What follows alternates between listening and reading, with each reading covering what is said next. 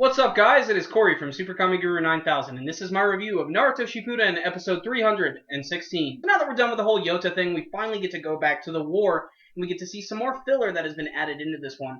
One thing that I just want to go ahead and note is I think the idea of bringing Tarune back, who's the guy from the Aburami clan who worked with Danzo, I think is a fantastic idea, because I think he's one of the most severely underused and awesome-looking characters in the series, and I really wish he hadn't been killed off so easily.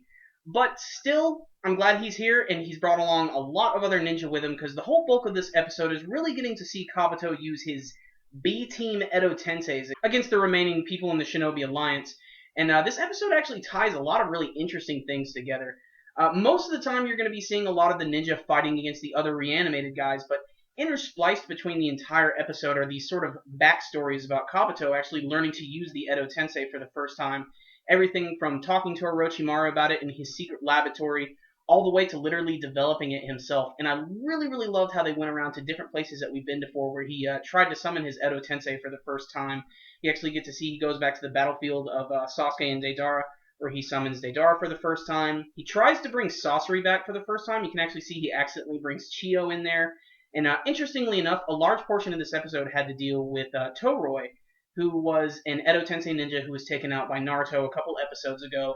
And Naruto helped out a couple of the ninja there. And ironically, one of the reanimated ninja is the father of that guy.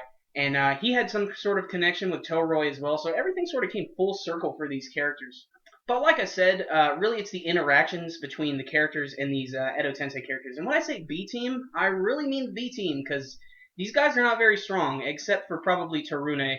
Pretty much every single character here is kind of a weakling in some sense. I mean, they do have some pretty cool powers, some of them. There's even a group that are a little bit more distinguished than the others. Like, there's this one guy who was the right-hand man of the right-hand man of Hanzo, who looks a lot like him. He even has the mask and uses some gas abilities. You have this weird old guy who used to be at the Fire Temple, who was there with Chiriku. And that was someone that Kabuto was going to try and summon, but he ended up getting the old guy as well. Probably one of the funnier ones, though, is this one sand ninja who's just really, really goofy and over the top, and he apparently had some sort of connection with Tamari in the past, and they actually do get to confront each other in this episode. And it's kind of funny, because he was really, really smitten with her, but she didn't really feel the same way about him, but they're still able to have a goodbye to each other. That's actually pretty nice. What's strange about all of this, however, is that these Edo Tenseis just aren't really doing any damage, and a lot of the conflicts within this episode are actually finished by simply talking to them. And I think that's a pretty interesting concept. But the whole point of these weak Edo Tenseis is Kabuto is trying to use them to try and unseal some of the stronger ones, such as Toroi and the Third Roy Kage, and maybe even some of the other Kages as well. But all in all, this episode is mostly a setup for what I think is going to be happening in the next one, which I think is one of the best ideas for a filler they've included in this war. And it looks like that Tarune is going to be fighting against Shino, and that's just absolutely perfect, because they're both from the Aburami clan. And again, I just want to say that Tarune is an awesome character. He's like the ninja Batman, and I really wish they would have used him a lot more and utilized his abilities, because he's just a badass. I mean, keep in mind, he actually took out one of Toby's arms, even though he just grew it right back. But still, this wasn't a waste of an episode. Some of the animation at times was a little bit wonky, but this episode had a lot of surprising moments where it was really dark, and it was really, really funny. It had this sort of odd balance between the two. You know, you sort of felt bad for the fact that they had to fight against some of their friends again, but it was such an easy fight for them, and this is all just a big ruse by Kabuto. So, not the greatest animation in the world. There were actually some moments that did look good, but for the most part, this is definitely a filler episode in terms of the animation. But it was just a surprisingly entertaining episode. You know, I love getting to see the different parts of the war and on the battlefield, and maybe that's just because it gives you a nicer appreciation of what it's like, other than, you know, being in the village of Konoha. But I'm really interested to see Tarune fight next week. He is such an awesome character, so I cannot wait to see how they're going to handle that battle. And hopefully they'll put a little bit of work into the animation with it, so I can't wait to see how they're going to handle that.